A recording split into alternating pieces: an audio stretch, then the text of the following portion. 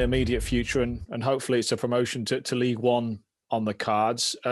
3 games to go, potentially another 3 after that. Are you pleased that you're in a position where you're not mathematically safe in the playoffs, because it means you've still got something to keep going for? Well, we're just playing each game as it comes. We've still got a desire to get into the top 3. And while that's still possible, and it is possible, a lot of strange things happen at the end of seasons, with the running of fixtures. We're still optimistic. We're still fighting for that opportunity until we're told otherwise, or it can't mathematically be achieved. But at this moment in time, we're just focusing on preparing the players and getting a performance. And obviously, the most important aspects of Saturday is getting 3 points, so we can maybe put a little bit of pressure on the 2 teams above us at least, because they're playing each other. I know you said after the game at Bradford that you want your players to enjoy it a little bit more. What did you mean by that? Enjoy, embrace the little bit of pressure of achievement, and don't tighten up. I mean, we haven't conceded a lot of goals, barring 2 games that I can single out, which was Exeter and on a different type of footballing experience against Cheltenham. But other than that, I think we've kept 3 clean sheets in the last 4 games. It's a solid base to build on, and we want to build a 3-point result. But I want the players to enjoy and embrace the experience, the journey that we're on over 46 games, and nothing's been decided yet. So that's always been the case. And throughout any season, you can have rough patches, but it's how you collectively try and get out of that situation, and how you continue to rise, when everybody's trying to put you down. You spoke a little bit about James Vaughan, and while I appreciate that there has to be some confidentiality there, is there a chance he can still have a role to play this season? He's got a massive role to play, just by being James Vaughan, and he will at some point, be available for selection. But at this moment in time, he's unavailable for selection. And any other injury worries? No, I don't think so. We've got no suspensions, and the only major injury that we've got at this moment in time is obviously Scotty. But we've got players who are playing with injuries and under different circumstances potentially wouldn't be playing, but the key players for us. And it's important that we have a bit of continuity, but also have that spontaneity where we can change the course of a game with our substitutes or maybe our starting lineup. We're going into 3 games where they must win games, and we're looking forward to those challenges. And game number 56 is against Barrow of the season for Tranmere this year. And Barrow themselves are not quite mathematically safe. In fact, they could be mathematically safe on Saturday with a result. They're safe. I mean, if you look at the bookmakers and the odds that they're going to give on Barrow for getting relegated, they're safe. And it's to my experience that they're safe. 8 points clear, I think, with 3 games to play. They're safe. Thanks for your time, Keith. No worries. Keith, I'm not sure if I'm a bit of a bad luck charm, so to speak, but I missed Tuesday night's game and you went and won. So, considering my absence, can you tell me what did you see anything? What did you see different in that game that got a result or a win compared to the previous 7? There wasn't an awful lot of difference in any of the performances. I think, to be honest with you, in possession, I think we probably performed really well against Scunthorpe, against Mansfield, against Cambridge, where them performances should have yielded more points. I think there was a little bit of fortune to the goal on Tuesday night, but I think we had a solid base. I think we defended really well when they had negative possession, the opponent. At no point did I feel as though they were in control when they had the ball. I thought we controlled the opponent when they had the ball, and I thought we potentially should have scored more goals. I think Kane Warry's opportunity is a great opportunity. I think Clarkey, knowing Peter, he'll be disappointed that he didn't score in the first half to make it 2-0. But the performance levels have been consistent, not great, but, and I said it again on Tuesday night, but for those draws, we wouldn't have been in the playoff picture, never mind the automatic promotion race. So over the course of the season, I think we've won 19 games, drawn 12, and lost 12. And that just sums up where we are in this league. You know, if we're fighting and challenging, you know, for automatic promotion because of those statistics over the period of 43 games. And at no point is your season won or lost because we get beat against Cheltenham or we got beat against Stevenage. You know, there's a continuation of the season until somebody says it's over. It's not your fault. I'm glad about that. You obviously haven't seen me play.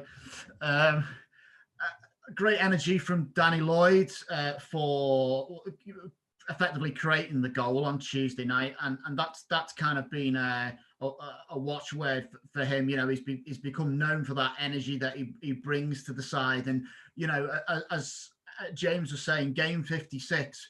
Players aren't going to have the same energy levels that they did at the start of the season. So how important it is to have someone like that who not only has that sort of energy to drive forward, but also can urge others on around him. It's great to have players with energy. You know, that brings the best out of other players. The numbers that we need off the players, they're not decreasing. So we've got good, you know, data on individual players, and we're still retaining the type of energy, and we're pleased about that. So the pre-ab, the rehab, the training sessions, they're all important in making sure that we get the players ready so that they can express themselves in an intelligent, energetic way. And I think we got that on Tuesday, you know, through Danny Lloyd, through other players as well. But he's a bundle of energy, and, you know, we're pleased to utilise him as a player, you know, and obviously as a manager, when you're picking or selecting sides, you select sides to, you know, defend and attack as a team. And obviously the starters and finishers, your bench is really, really important.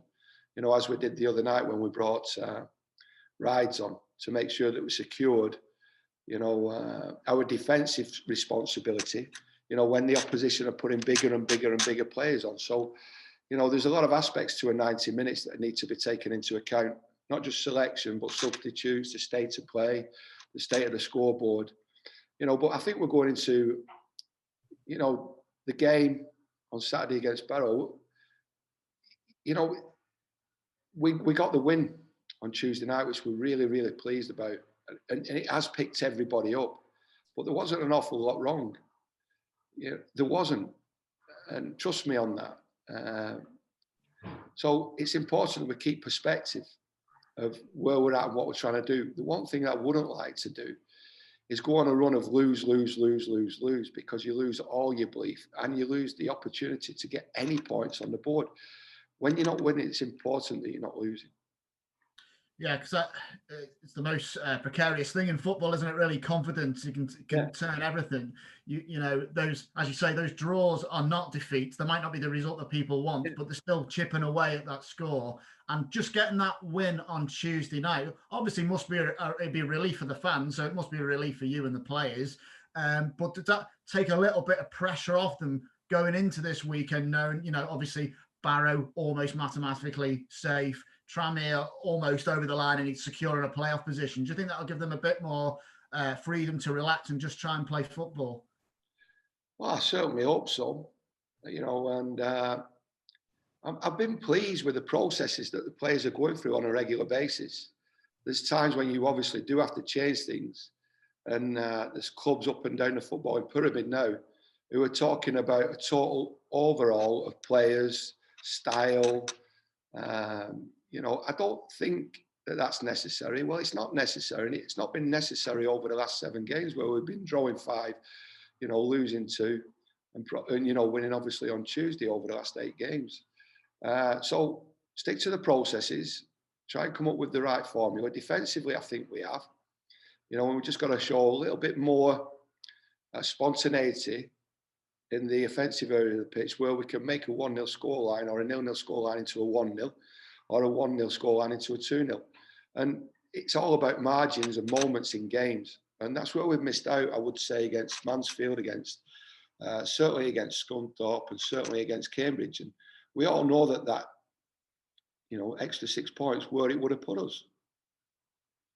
You're always saying football take each game as it comes, but are you at a point now, automatic promotion still possible, but perhaps more of an outside bet now? Is it now a point where you have to sort of plan further ahead and look at potential of the playoffs and making strategic decisions with that in mind? No, I think there's a time for that. Obviously, you do in your own mind. When I spend time on my own thinking about the bigger picture, yes. But actually, I can't afford to do that with respect or all due respect to the modern day game. A manager can't think any further than the next 90 minutes, team selection, substitute, state of the game, end result. Because there is so many emotional responses to a result. I trust the processes, I trust the players, I trust the staff for us to be prepared for every game that we play. And we're probably we've done most of the processes on preparing for the Barrow game and obviously Forest Green, but preparing beyond that is very, very difficult. The destiny of this season is obviously yet to be determined for Tranmere. What about yourself? Have you had any conversations with Mark yet with regards to the future? The future's bright, that's all I would say, for me individually and for the club and this group of players. I don't really want to talk about anything other than concentrating on, what it is we're trying to achieve. We came here with an agreement that we would try our very, very best, collectively to get promotion, and that is still the aim. With respect to myself, I'm totally comfortable with the current situation that I find myself in, which I'm really, really enjoying.